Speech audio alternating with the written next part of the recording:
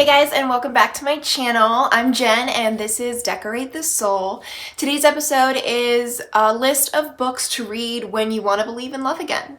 So I thought it'd be really great to put a list like this together, especially with Valentine's Day right around the corner, just to kind of give you a cozy read. And these books also are not the typical like boy meets girl, they fall in love, love happily ever after. It's more the complicated different versions of love that we have, and that romantic love is not always the end all be all, but can bring us to better versions of what we need. So the first book in my list is Fried Green Tomatoes at the Whistle Stop Cafe by Fanny Flagg, which is also a movie, and if you've seen the movie, cool, but I totally recommend reading the book. And the reason I say that is because a huge part of the book is missing, which is the lesbian relationship between Iggy and Ruth. The book is set in the 40s, I think, and it tells the story of Iggy Threadgood and her family and the people around her. So it's also set during a time in the South when there's still segregation, blacks are still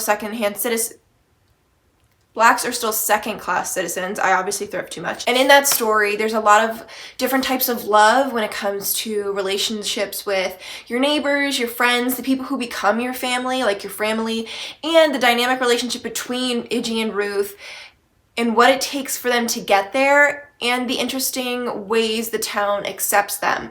The story is told also by Ninny Threadgood in her late 80s, in the 1980s, as she's recounting the story to this woman, Evelyn Couch, at a nursing home, and through it, Evelyn kind of learns from Iggy and Ruth and develops some self-love there. So without giving too much away, I think the story is really fascinating. There's some twists and turns. If you like mysteries, if you like thrillers, kind of included in there as well. The second book I'm going to recommend is Simon vs. the Homo Sapiens Agenda by Becky Albert Hawley, which also is a movie, but still some things are missing. The movie's amazing, it's just missing some things from the book. So this is a story of Simon and his crush on Blue, who is someone that he kind of like emails, pen pals. They met in a chat room, completely anonymous, so neither of them know each other's names, what they look like, or any real facts about them, but through the fact that they're both still closeted teenagers, they're able to build a relationship there and kind of fall in love for the first time. So this story also talks about how when you're not truly yourself, you're not able to really have deep friendships with the people around you. And even with Simon's family, he struggles because he doesn't feel like himself. So if you're looking for a book where teenagers fall in love and live happily ever after in that kind of setting, then I definitely recommend Simon vs. the Homo Sapiens Agenda. The third book I'm going to recommend is another YA book, and it's Eleanor Park by Rainbow Rowell.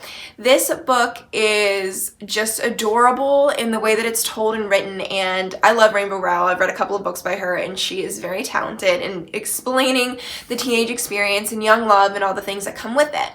So Eleanor is a misfit in her town. She's not pretty, she's not like popular, she comes from a very broken home full of abuse.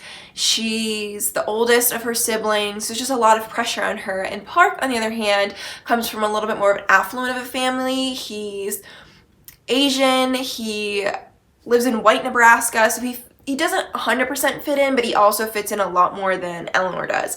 And they weirdly find their way to each other, and through their relationship, they're able to become better versions of themselves, even though it might mean they ultimately have to make really difficult choices. So I like this book because it kind of reminds you that love can propel you in ways you didn't expect, but also love doesn't have to be forever for it to be real. The fourth book I'm going to recommend is an oldie but a goodie. It's Pride and Prejudice by Jane Austen, and the reason I'm recommending this one out of all of her books is because the main character, Elizabeth Bennet, is messy. She knows what she wants, but she also doesn't really understand how to go for them. It's kind of interesting in that way, and what I really liked about it is kind of very relatable to today's culture where we're dating in apps and on computers, and it's all about swiping and first impressions. And what this book reminds you is that you can be very prejudiced towards people that you swipe on and make a judgment call of, and you think they're great and they turn out to be not so great. Another piece that I got an A on when I wrote on this in college is the different couples that are in the book kind of are foils to the ultimate relationship that the reader is supposed to want. And you can kind of see like, well, if you follow this path, this is how you'll end up, and if you follow this path, this is how you'll end up. And I really think it's kind of like a good path to make assessments from. The fifth book I'm gonna recommend is The Princess Bride by William Goldman. And again, a movie. I didn't really think this through. I never think this through.